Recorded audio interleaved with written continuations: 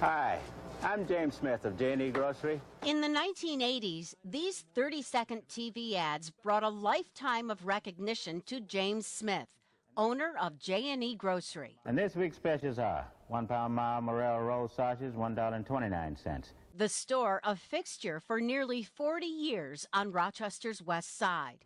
Against all odds, Smith opened shop in 1964. That's with the...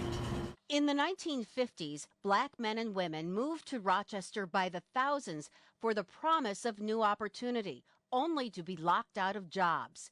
Smith spent years working the farm fields outside the city, served in the U.S. Air Force, then settled in Rochester for good.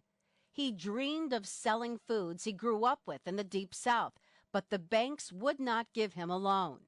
That changed after the racial upheaval in 1964 and years of organizing by the black community. I think it was a conscious effort, at least locally in his immediate family, to show that it could be done. By the time News 8 interviewed Smith in 1987, he'd become well known for these commercials. Chicken breast, $1.59 a pound.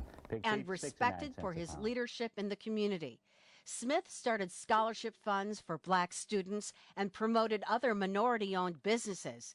His mom-and-pop grocery, with its specialty meat shop, drew customers from all over the region.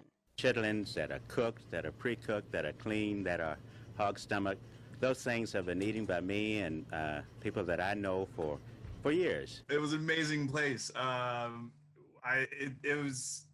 It was one of those places where it felt like a huge fairy tale, because each person that was in there had their own story, and they were all larger than life to me growing up. When Smith retired in 2001, he sold the store, but his commercials still attract attention on the internet. That kind of a product is natural for me and most people that I know. To this day, he's a role model for black entrepreneurs, for the store he owned with pride and ran for decades in Rochester.